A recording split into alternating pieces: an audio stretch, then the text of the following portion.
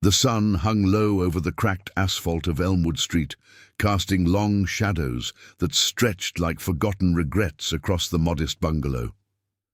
Inside, Eleanor Hayes, a widow of 82, with silver hair pinned in a loose bun and hands etched by decades of quiet labor, sat at her kitchen table.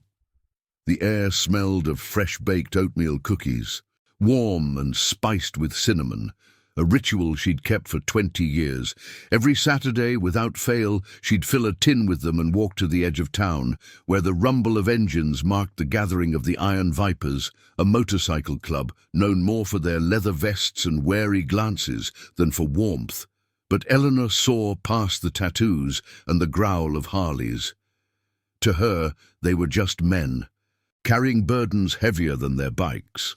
That afternoon, as she arranged the cookies with trembling fingers, a sharp knock echoed through the house. Not the usual polite tap, but a pounding that rattled the windows. Eleanor rose slowly, her floral apron dusted with flour, and peered through the peephole. Two men in ill-fitting suits stood on her porch, clipboards in hand, their faces stern under the brim of fedoras. "Mrs. Hayes," the taller one barked when she cracked the door. "We're from the Elmwood Development Authority. Your property's in foreclosure. Back taxes, unpaid for months. You got until end of the week to clear it or we're evicting." Eleanor's heart stuttered, the words blurred in her mind, but the weight of them pressed down like the desert heat outside. She'd scrimped on her pension, sending what little she had to a distant nephew who'd fallen on hard times, honoring a promise made at her sister's bedside years ago. Now the house, her home since her husband Thomas built it with his own calloused hands, slipped away. "Please," she whispered, her voice frail as dry leaves. "There must be a mistake. I've lived here 40 years. The men exchanged glances, unmoved. "No mistake, ma'am. Sign here, or we'll see you in court." They left the notice on her doorstep and drove off in a black sedan, kicking up dust that stung her eyes as she watched from the window. Tears welled, but Eleanor wiped them away, turning back to the cookies. She couldn't let the routine break, not even now. Grabbing the tin, she stepped out into the fading light, the gravel crunching under her sensible shoes. The walk to the old warehouse on the outskirts felt longer than ever, her legs aching with each step. The Viper's lot was alive with the low thunder of idling engines, the scent of gasoline mingling with the sharp tang of exhaust. About a dozen bikes gleamed under string lights. Their riders clustered around a fire pit, laughing roughly over beers. At the center was Marcus Rook Landry, the club's president, a broad-shouldered man in his late 40s with a jagged scar running from his jaw to his collarbone, a remnant of a long-ago skirmish in the sands of a forgotten war. Rook spotted her first, his dark eyes softening as he straightened from his lean against a chopper. "Mrs. Hayes," he called, striding over with a nod that carried respect deeper than words. The others quieted, watching as she handed him the tin. "Fresh batch," she said, forcing a smile. "Oatmeal raisin like always." Rook lifted the lid, inhaling deeply, and for a moment the lines of his face eased. "You didn't have to, ma'am, not with the heat like this." But she waved him off. "A promise is a promise. Your boys keep the roads safe. I keep you fed. Simple as that." It had started small, 2 decades back. Eleanor's husband had passed in a trucking accident, leaving her alone with grief that clawed like thorns.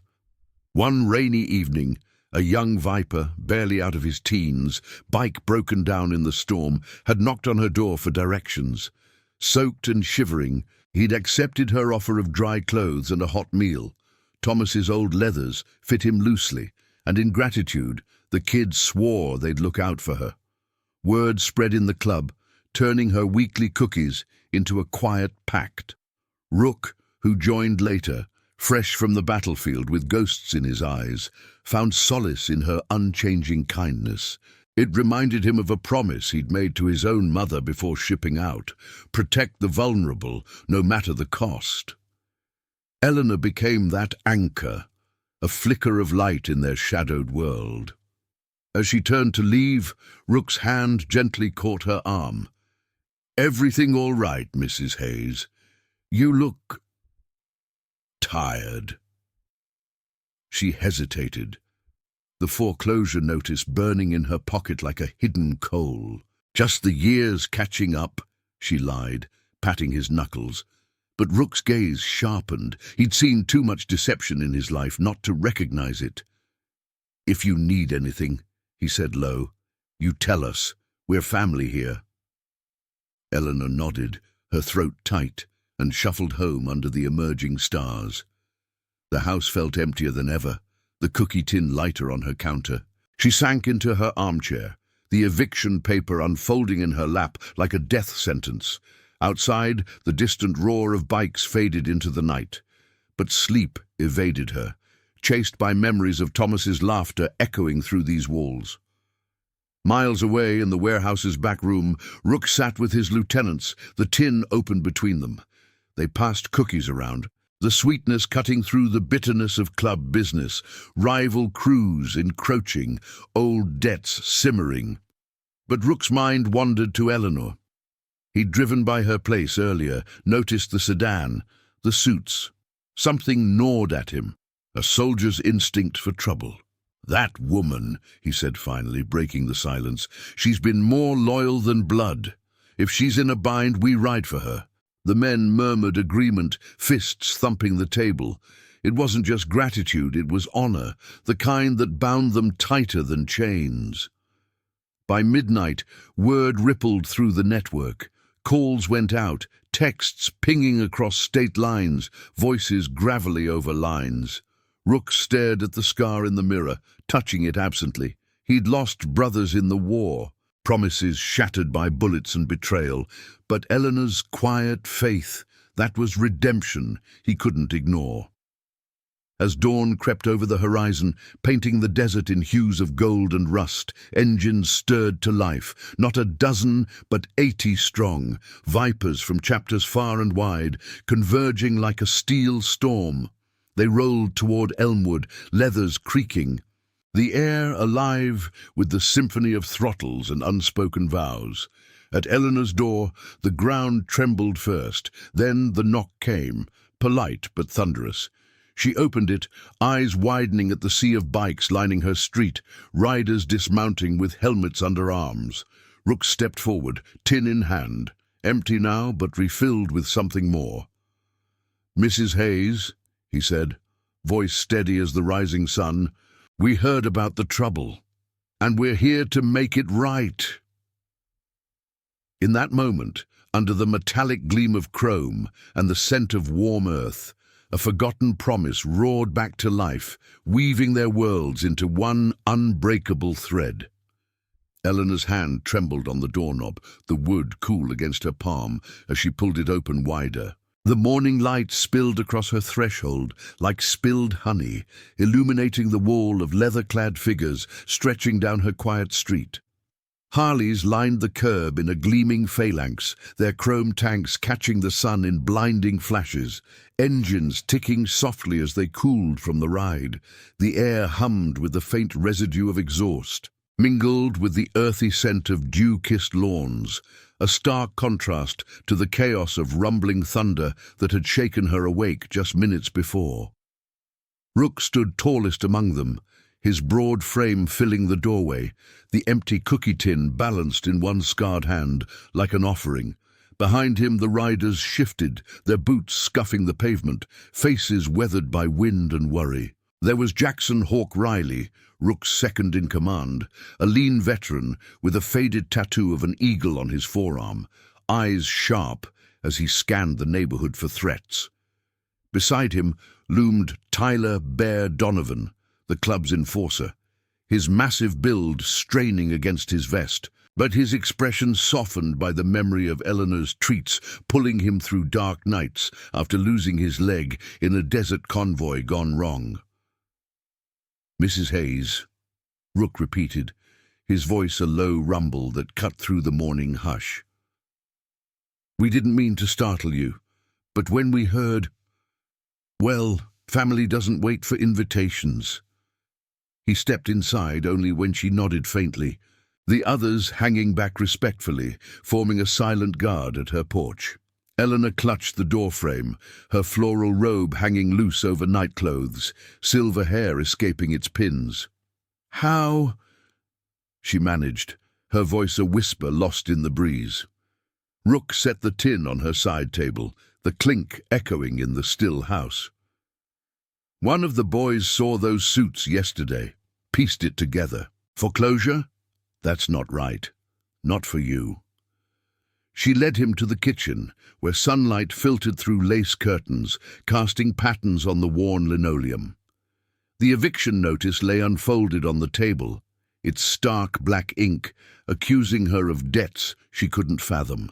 Rook picked it up, his jaw tightening as he read, the scar along his neck pulling taut. "Elmwood Development Authority," he muttered. "Heard whispers about them, shady deals, pushing folks out for some big project. But this?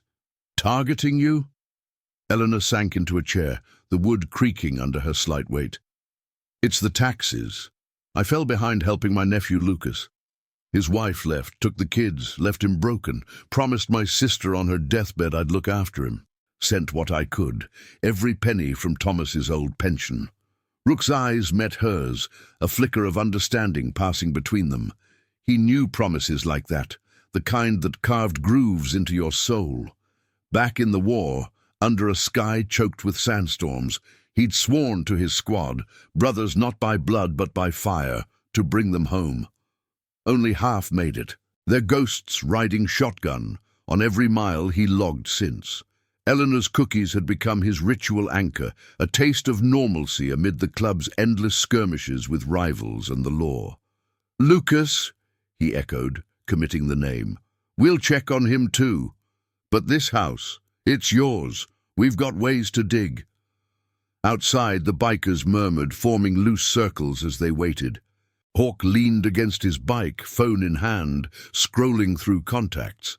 "Rook's right," he said to Bear, voice gravelly from years of shouting over engines. "These developers, I've seen their type. Bribe officials, forge papers. Remember that widow in Reno? Club rode in, exposed the scam, saved her farm?" Bear nodded, his prosthetic leg shifting with a soft click. "Yeah, but this feels personal. Hitting Mrs. H, that's low." A few riders chuckled darkly, but tension laced the air. The scent of fresh coffee from Eleanor's percolator wafting out, grounding them. Rook emerged with Eleanor, her steps steadier now, buoyed by their presence. "Boys," he called, and they gathered, a sea of vests emblazoned with the Viper's coiled serpent. "Mrs. Hayes has been our rock for 20 years. Cookies every week, no questions. Now we return the favor.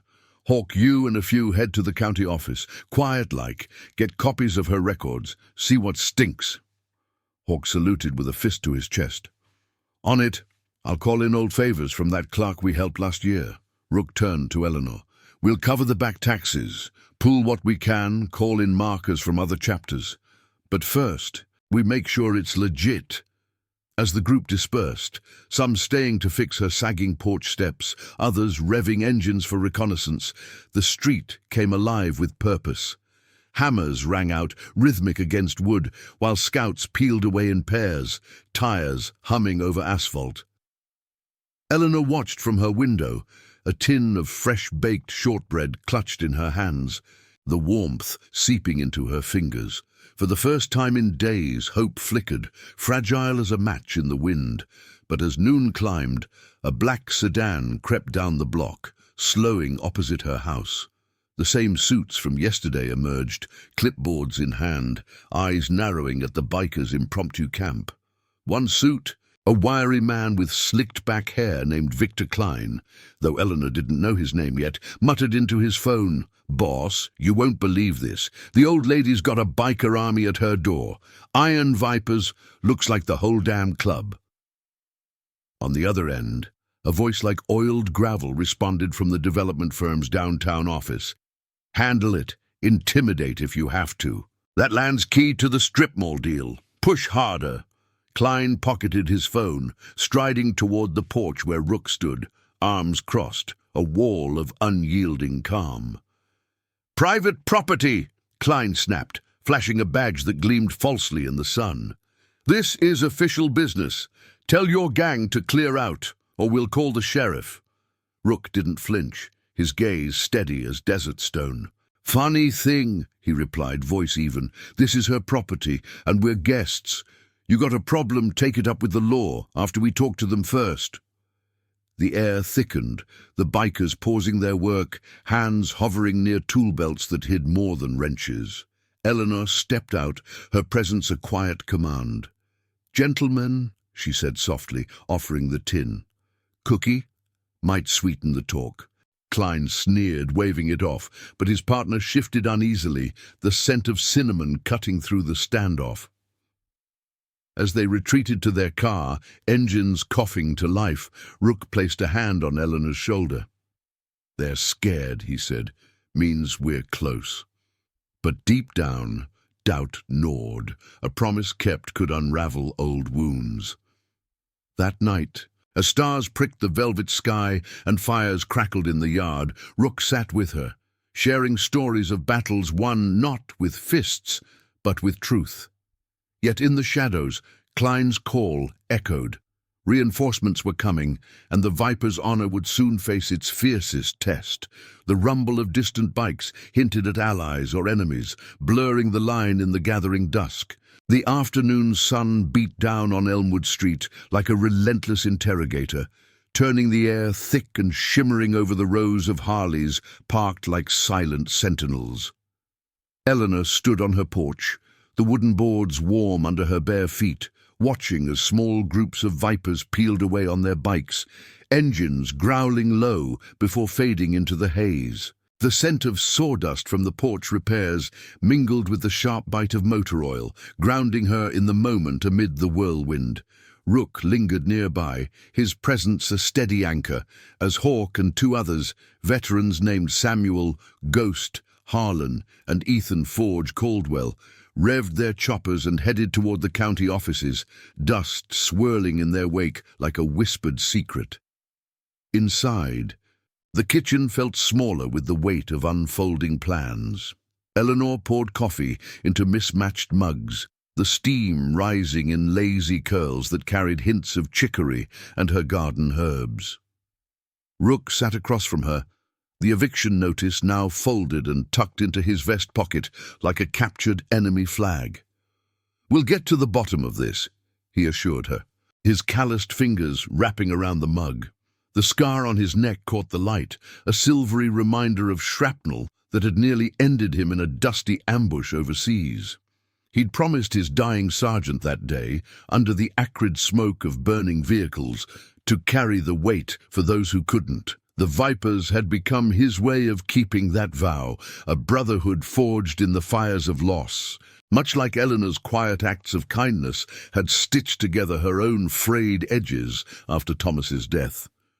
She nodded, but her eyes drifted to a faded photograph on the wall, her and Thomas on their wedding day, his arm around her waist, both laughing under a sky bruised with sunset. "Lucas was just a boy then," she said softly, her voice threading through the hum of a distant lawnmower. "My sister's child. She made me promise, on her last breath in that dim hospital room, to be his safety net. Cancer took her quick, but the weight, it lingers." Rook listened, the coffee growing cold in his hands. He'd sent money to his own estranged brother once, honoring a battlefield pact, only to watch it vanish into addiction's void. "Promises like that," he replied. "They're chains we choose, heavy but they keep us standing." Outside, Bear coordinated the remaining riders, his deep voice booming like thunder rolling over dunes. They worked with efficient grace, patching the roof's sagging shingles, clearing overgrown weeds from the yard, their tools clanging in a rhythm that echoed the club's unspoken code. Protect what matters. One rider, a young prospect named Noah Spark Ellis, barely 25 with fresh ink on his knuckles, paused to wipe sweat from his brow. He'd joined the Vipers after a stint in juvenile lockup, where Eleanor's cookies, passed through a club contact, had been his first taste of something untainted. "This is right," he muttered to Bear, hammering a nail home. "Feels like payback for all the times she showed up without asking." Miles away, Hawk's trio pulled into the county parking lot, the building a squat concrete fortress under the relentless sun. The air inside was cool and stale, laced with the musty scent of old files and fluorescent hum. At the records desk, a harried clerk named Olivia Grant glanced up, her glasses slipping down her nose. Hawk flashed a disarming smile, leaning on the counter with the ease of a man who'd talked his way out of worse. "Morning, ma'am. We're here for some property docs. Eleanor Hayes, 142 Elmwood. Just tying up loose ends for a family friend." Olivia hesitated, her fingers hovering over the keyboard, but recognition flickered in her eyes. Last year, the Vipers had helped her cousin out of a bar brawl gone south, no questions asked. "Give me a minute," she said, disappearing into the back. What she returned with wasn't just copies. It was a puzzle with jagged edges. The foreclosure papers bore irregularities, dates mismatched, signatures that looked forged under magnification, and a trail leading to the Elmwood Development Authority's shell accounts. "This smells off," Hawk said to Ghost as they poured over the sheets in the parking lot, the sun baking the hood of their bikes. Ghost, a wiry man with eyes haunted by night patrols in hostile territories, nodded grimly. "Looks like they inflated the taxes, buried it in red tape. I've seen this in the service, paperwork as a weapon." They snapped photos, engines roaring back to life as they sped toward a contact in the next town over, a retired auditor who'd owed the club for pulling his daughter from a bad crowd. Back at Eleanor's, the standoff with Klein lingered like a bad aftertaste. The suits had driven off, but not before Klein's glare promised retaliation, his sedan vanishing around the corner with a squeal of tires. Rook paced the living room, the floorboards creaking under his boots, when his phone buzzed. A text from Hawk. "Found dirt, forged docs, bribes to the assessor, en route with proof." Relief washed over Rook's features, but it was short-lived. As evening painted the sky in strokes of amber and indigo, a new rumble approached. Not friendly Vipers, but a rival crew, the Shadow Reapers, rolling in slow and menacing from the east. Their president, a hulking figure named Brandon Razor Kane, had old beef with the Vipers over territory, and word of the gathering had spread like wildfire through underground channels. Rook stepped onto the porch, the bikers forming a loose line behind him, hands steady but alert. Eleanor's heart pounded as she peered from the window, the cookie tin empty now, scattered crumbs a metaphor for fragile peace. Razor dismounted, his bike's kickstand scraping pavement like nails on chalkboard, flanked by a dozen riders with vests patched in faded skulls. "Landry!" he called, voice oily with false camaraderie, the scent of cheap tobacco wafting on the breeze. "Heard you're playing guardian angel. That old bird's house ain't worth the heat you're drawing. Developers got pull. Cops, judges, back off, or we all burn." Rook's stance didn't waver, the scar on his neck pulsing with restrained fury. "This ain't your road, Razor. We're settling a debt of honor. You want smoke, ride on." The air crackled with tension, engines idling like growling beasts, the neighborhood dogs barking in the distance. Eleanor emerged then, her slight figure slipping between the Vipers like a breeze through iron. "Enough," she said, her voice cutting clear and steady. "No blood on my stoop. We've all got promises to keep. Yours might be to walk away whole." Razor paused, caught off guard by her quiet steel, memories of his own lost mother flickering unbidden. He spat on the ground, but signaled his crew to mount up, tires kicking gravel as they retreated into the twilight. As night deepened, the Vipers regrouped around a fire pit in Eleanor's backyard, flames dancing shadows across their faces. Hawk arrived with the files, spreading them on a makeshift table of crates. The proof was damning. Klein's firm had manipulated records, evicting elders for a luxury strip mall that would pave over memories like hers. Rook's eyes hardened. Tomorrow We take it to the top. Call the press. The real law. No more shadows. Eleanor sat among them, passing around a fresh batch of cookies baked in the quiet hours. The cinnamon warmth a balm against the chill. But as the fire popped and stars wheeled overhead, a lone headlight pierced the dark from the development office's direction. Klein wasn't done. He'd rallied allies, and the true storm was brewing, testing the unbreakable thread of loyalty that bound them all. In the hush, Rook glanced at Eleanor. Their shared promises a silent vow amid the gathering night. The moon hung high over Elmwood Street like a watchful eye, its pale light filtering through the branches of Eleanor's old oak tree, casting dappled shadows on the fire pit where embers glowed softly. The air carried the smoky tang of burning pine mixed with the faint, lingering sweetness of cooling cookies. A fragile peace after the reaper's retreat. Rook sat on an upturned crate, his broad shoulders hunched as he sifted through the photocopied files Hawk had spread out like battle maps. The papers rustled under his fingers, illuminated by the flicker of flames that danced across forged signatures and inflated ledgers. Eleanor perched nearby on a weathered lawn chair, her hands folded in her lap, the warmth of the fire chasing away the evening chill that seeped into her bones. Hawk leaned forward, his eagle tattoo seeming to flex in the low light, voice low and edged with the gravel of too many late-night rides. This Klein guy's firm isn't just shady. They're a machine. Bribed the assessor to jack up her taxes, buried the notices in junk mail, and that strip mall. It's gonna swallow half the block, including the community center where folks like her get their meds cheap. Ghost nodded from the shadows, his haunted eyes reflecting the fire's glow, fingers tracing a line on the page. Seen this playbook before. In the service, corrupt contractors would falsify reports to seize land for bases. Same greed, different desert. Bear grunted in agreement, his massive frame shifting with a soft creak from his prosthetic, the metal warmed by the heat.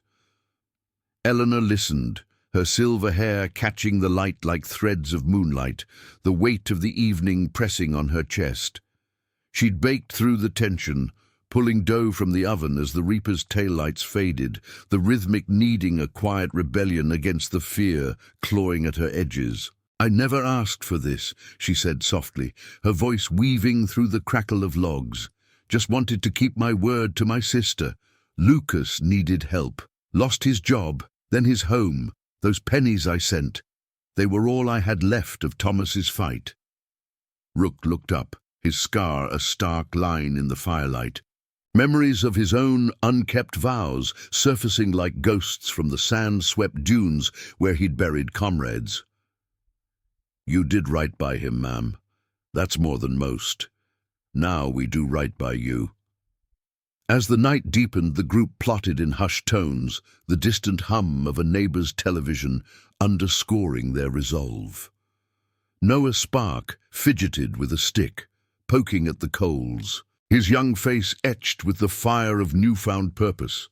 He'd whispered earlier about his own debts, a promise to his little sister, abandoned in foster care after their folks split, one he'd failed until the Vipers gave him a path. "We ride at dawn," Rook decided, folding the files with a decisive snap. "Hawk, you and Forge hit the press, local rag first, then wider if needed. Ghost, reach out to that auditor contact. Bear, you and Spark stay here, keep watch. No one touches this house tonight." The men rose, fists bumping in silent solidarity, the air thick with the unspoken bond that had drawn 80 souls across dusty miles. Eleanor retired to her room, the floorboards sighing under her steps, but sleep came fitfully, haunted by dreams of Thomas's hands building these walls, strong and sure. Outside, the Vipers took shifts, their silhouettes merging with the night, engines silent but ready. Rook couldn't settle. He paced the yard, the cool grass damp under his boots, the scent of night-blooming jasmine from Eleanor's garden, a rare softness in his world of chrome and raw. He'd joined the club after the war, chasing the thunder of bikes to drown the silence of lost promises. Eleanor's weekly tins had become his compass, a reminder that honor wasn't forged in explosions, but in the quiet act of showing up. Now, facing Klein's web, he felt the old pull. Redemption not for himself, but for the fragile trust she'd placed in men like him. Dawn broke with a blush of pink across the horizon, painting the Harleys in hues of rose and gold, the metal gleaming as dew evaporated in the rising warmth. The street stirred to life, birdsong piercing the hush as the core riders mounted up. Engines coughed to life in a staggered symphony, low rumbles building to a unified growl that vibrated through Eleanor's windows. She emerged in her robe, waving from the porch. A fresh tin pressed into Rook's hands. Chocolate chip this time, still warm. "For the road," she said, her eyes bright with unshed tears.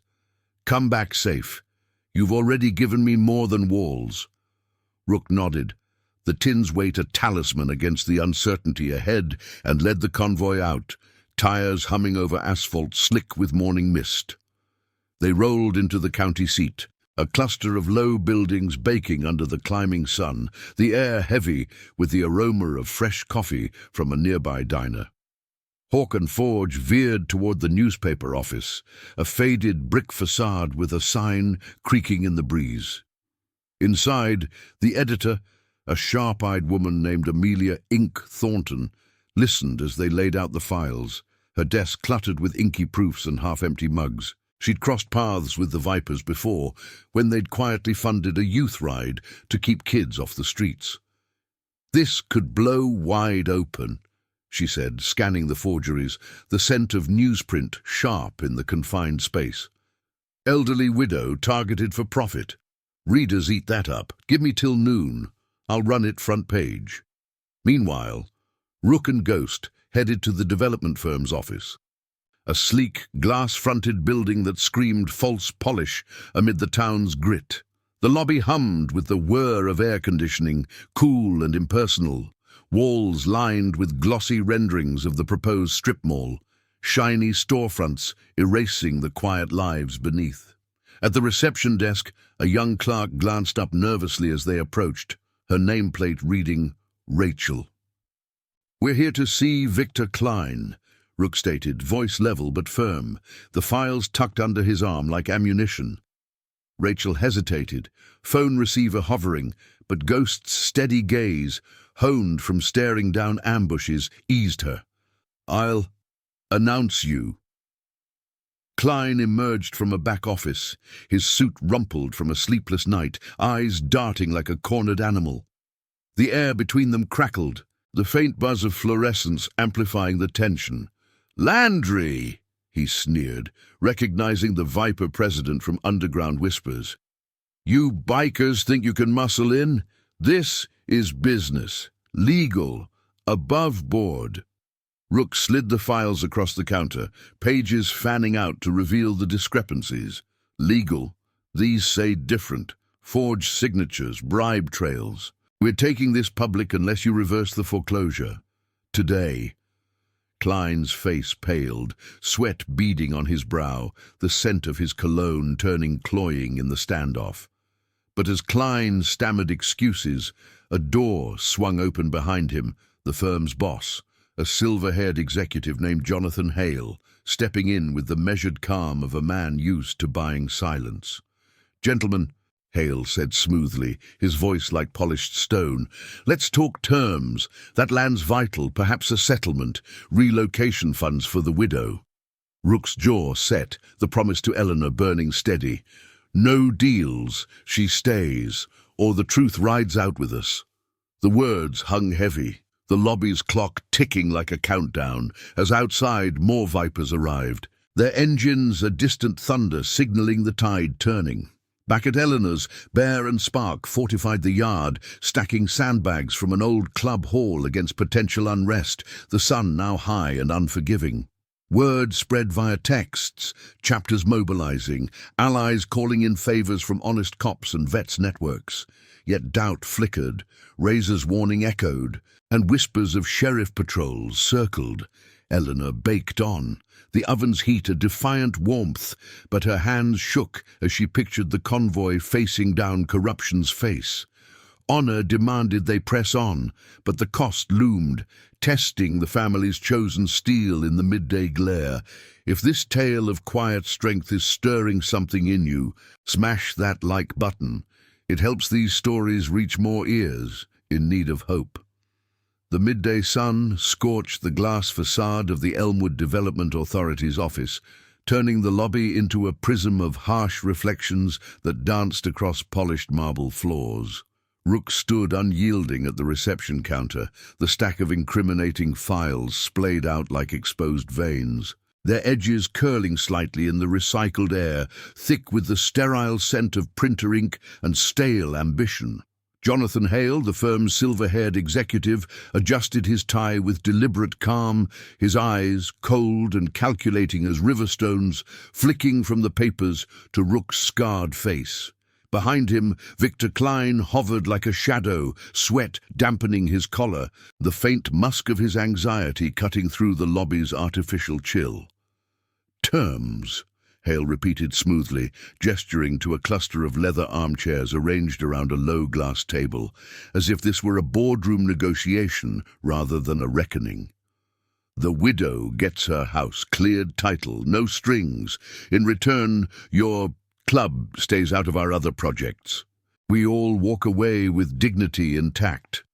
Rook's hand rested on the files, knuckles whitening, the distant rumble of arriving vipers vibrating through the building's foundations like an approaching earthquake. He thought of Eleanor's kitchen, the way her cookies carried the warmth of promises unbroken, a far cry from the hollow deals men like Hale peddled. Dignity. You've been preying on folks like her for months, forging paths to steal what they built with their own sweat. No deal. Reverse it all, the foreclosures, the bribes, or this goes to every paper from here to the border. Hale's composure cracked, a muscle twitching in his jaw as he leaned forward, the scent of his expensive aftershave sharpening like a blade. "You don't understand the stakes. Landry, this strip mall brings jobs, progress. That old woman's clinging to relics. Progress demands sacrifice." Ghost shifted beside Rook, his wiry frame tense, eyes scanning the lobby's exits with the precision of a man who'd mapped minefields under starless skies. He'd promised his fallen squadmates to expose the rot that festered in high places, a vow etched deeper than any tattoo. "Sacrifice," Ghost echoed lowly. "That's what we gave overseas, not for greed. You call this progress? It's just another war on the vulnerable." Outside, the parking lot swelled with the thunder of engines, more vipers dismounting in a wave of leather and chrome, their boots thudding against asphalt, still radiating heat from the morning's blaze. Hawk and Forge had looped back from the newspaper, Amelia Thornton's promise of a front-page exposé burning in their pockets like a lit fuse. The air hummed with the low murmur of riders coordinating via walkie-talkies, the sharp tang of exhaust mingling with the dry dust kicked up by tires. Word had rippled through the network, veterans groups, fair-minded locals, even a retired judge who'd crossed paths with the club during a charity ride, all converging on the edges of the story, drawn by the scent of injustice long buried. Klein's phone buzzed incessantly on the counter, ignored at first, then snatched up with trembling fingers. His face drained of color as he listened, the voice on the other end a frantic sheriff's deputy warning of mounting crowds. "Sir, they're everywhere. Press vans pulling up if this blows." Hale waved him silent, but the lobby doors swung open, admitting a gust of hot wind laden with the earthy promise of rain on the horizon. 2 reporters from the local Gazette pushed through, notebooks in hand, followed by a cameraman whose lens glinted like an accusatory eye. Amelia Thornton trailed them, her sharp features set in determination, the faint click of her heels echoing off the walls. "Mr. Hale," Thornton called, voice carrying the authority of ink and truth. Care to comment on these documents? Forged tax records, targeted evictions. It's a hell of a lead. Flashbulbs popped, capturing the executive's frozen stares, the air electric with the shuffle of feet and the scribble of pens. Rook stepped back, letting the light of exposure do the work his fists never would, the files now weapons in the hands of those who wielded words. Hale's empire of shadows trembled, his polished world fracturing under the weight of revelations that had simmered too long in silence. Miles away at Eleanor's bungalow, the afternoon light slanted through the kitchen windows, gilding the flour-dusted counters where she worked methodically, her hands shaping dough into familiar rounds. The oven's warmth pushed back the creeping doubt, the rhythmic slap of palms against pastry, a mantra of endurance. Bear lounged on the porch steps, his massive form a bulwark against the quiet street, prosthetic leg extended as he scanned the road with a practiced eye. Spark paced nearby, young energy coiled tight, the faint scent of his cigarette smoke curling into the breeze that rustled the oak leaves overhead. They'd heard the updates via radio, crackling bursts of Rook's steady voice painting the standoff, and the weight gnawed like an itch under armor. "You think they'll fold?" Spark asked, flicking ash into the dirt, his voice laced with the uncertainty of one still proving his place. Bear rumbled a laugh, deep and reassuring, like gravel shifting under tires. "They always do when the light hits. Mrs. H has been our light for years. Time to return it." Eleanor emerged with a tray balanced carefully, the cookies steaming, their chocolate edges crisp and inviting. "For when they get back," she said, setting it down with a soft clink, her eyes distant but steady. She'd thought of Lucas earlier, dialing his number on the old rotary phone, the line crackling with his grateful sobs as she explained the club's intervention. A promise kept, rippling outward like stones in a still pond. But as the sun dipped toward evening, casting long shadows that stretched like hesitant fingers across the yard, a patrol car crept down Elmwood Street, lights off but sirens silent, a harbinger of the sheriff's uneasy alliance with the developers. The deputy, a stocky man named Daniel Reese with a mustache hiding his unease, pulled up short at the sight of Bear's imposing silhouette. "Official business," Reese called from his window, voice tentative. The air between them thick with the unspoken pull of favors owed. Bear rose slowly, unfolding like a bear from hibernation, his presence alone enough to steady the moment. "So's this. We're waiting on friends. You here to help or hinder?" Reese hesitated, glancing at the radio on his dash, where dispatches buzzed with reports of the office confrontation. Reporters swarming. Hale's team lawyering up in panic. He'd turned a blind eye to Klein's whispers before, but the Viper's network included his old army buddy, a reminder of oaths sworn in foxholes. "Heard about the files," he admitted gruffly, stepping out with hands visible. If it's clean, Sheriff might look the other way on the crowd, but no trouble. Eleanor watched from the door, her slight frame silhouetted against the golden light, offering a nod that carried the weight of quiet authority. "Trouble's what they brought first, Deputy. Cookies help with that too." As twilight deepened, painting the sky in bruises of purple and orange, the first engines returned, scouts from the office, faces alight with the thrill of momentum. Rook's convoy followed soon after, rolling in with a subdued roar that shook the windows, riders dismounting weary but unbroken, the air filled with the symphony of kickstands dropping and vests unzipping, the scent of road-worn leather blending with Eleanor's fresh bake. Rook approached her first, the empty tin from morning now refilled, his scar softened in the fading light. "It's turning," he said, voice rough with fatigue. "Hale's backing down. Press has him cornered. But they're not done fighting dirty. One more push tomorrow." The group gathered in the yard, fires relit against the cooling night, stories exchanged in low tones that wove their shared history tighter. Promises echoed in every word, the club's to Eleanor, hers to her sister, Rook's to his ghosts, a tapestry of loyalty defying the encroaching dark. Yet as stars emerged, a lone sedan idled at the street's end, Klein's silhouette visible, phone to ear, plotting in the gloom. The unbreakable thread held, but the final weave loomed, demanding one last act of courage in the hush before dawn. The stars wheeled slowly over Elmwood Street, their cold fire a silent witness to the embers dying in Eleanor's backyard fire pit.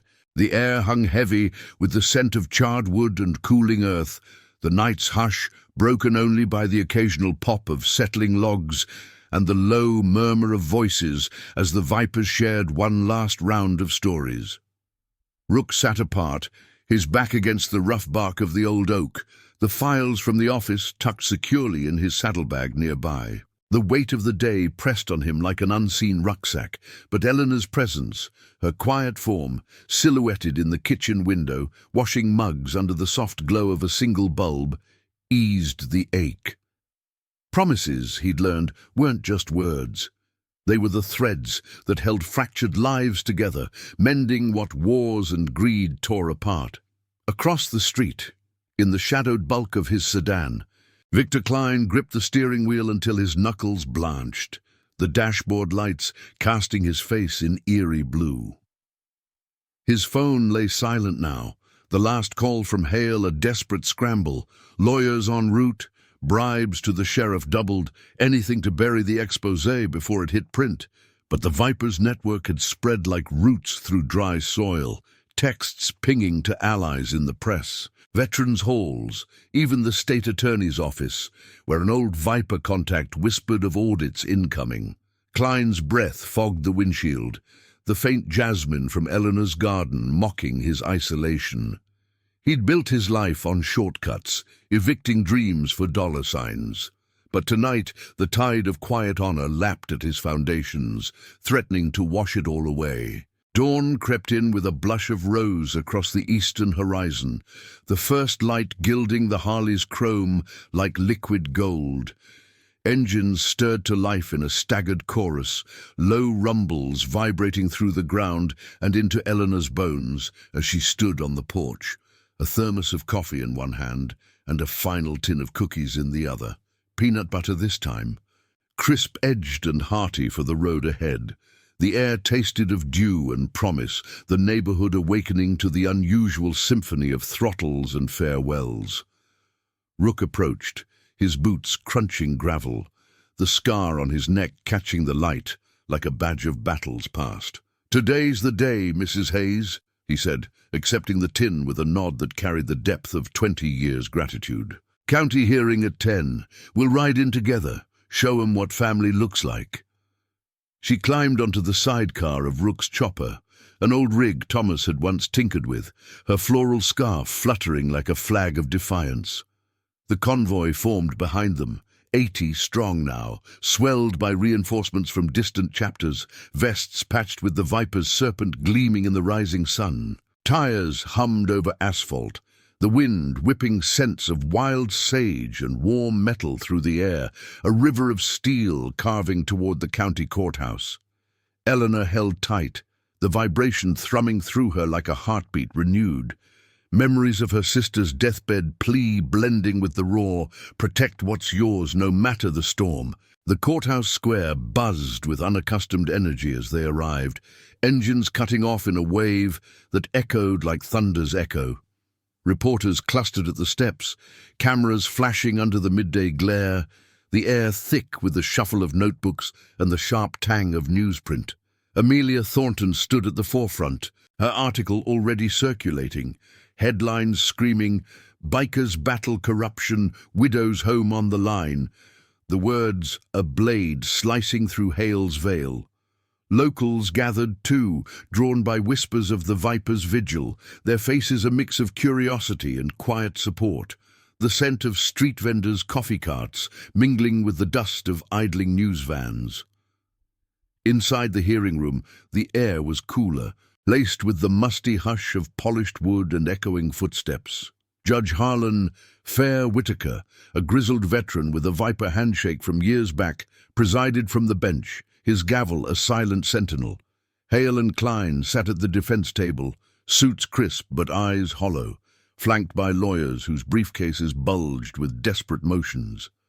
Rook led Eleanor to the plaintiff's side, the bikers filling the back rows like a wall of leather and resolve, Bear's bulk creaking the benches, Hawk's sharp gaze fixed forward, Ghost's fingers drumming a silent rhythm of anticipation. The proceedings unfolded with the precision of a well-oiled machine, but the Viper's evidence turned it into a reckoning. Hawk took the stand first, his voice steady as he laid out the files. Forged dates, bribe ledgers traced to shell accounts, evictions targeting the vulnerable to clear land for Hale's strip mall empire. "This isn't progress," he said, the words carrying to every corner. "It's theft wrapped in paperwork. Mrs. Hayes honored her family with every penny. They honored us with trust. We're here to honor her." The room stirred, murmurs rippling like wind through dry grass, as Olivia Grant, the clerk from the records office, testified next, her voice trembling but true, admitting the pressure from Klein's donations that had skewed the scales. Eleanor rose last, her steps measured, the floral scarf still tied firm. The judge leaned forward, the room falling silent save for the faint tick of a wall clock. "Your Honor," she began, her voice clear as a bell over still water, "this house isn't just walls. It's where I kept promises, to my husband, my sister, to boys like these who needed a kind word more than a fight. They came when I couldn't ask. Now I ask for justice, not vengeance." Tears traced her cheeks, but her gaze held steady, the weight of chosen family behind her a shield stronger than any chain. Hale's lawyers stammered counters, but the evidence mounted like storm clouds, the judge's brow furrowing deeper with each revelation. Klein shifted, sweat beading anew, his empire crumbling under the light of truth. As the gavel fell at noon, the ruling rang out. Foreclosure reversed, back taxes nullified, an investigation launched into the firm's dealings. The room erupted in restrained cheers, the Vipers rising as one, fists thumping chests in victory, born not of fists but fidelity. Outside, under a sky now streaked with the promise of rain, the convoy reformed, engines purring like contented beasts. Eleanor hugged Rook tightly, the tin passed hand to hand among the riders, crumbs shared like sacraments. "You kept your word," she whispered, the wind carrying her thanks. Rook smiled, the scars softening. "We all did. Family's what we make it." As they rode back to Elmwood, the strip mall dreams dissolved in the rear view, replaced by the unbreakable bond of honor reclaimed. In the weeks that followed, Lucas arrived from across state lines, his eyes brighter, a job lined up through Viper contacts, the promise to his mother fulfilled in full. Eleanor's kitchen filled with laughter again, cookies baking for the club that had become her kin. Rook rode by weekly, the rumble a reminder that redemption wasn't a destination, but a road traveled together, scarred, steadfast, and true. Thank you for riding along on this journey of loyalty and quiet courage. If these tales of honor touch your heart, hit that subscribe button and join us for more stories that remind us what family truly means. Until next time, keep your promises close.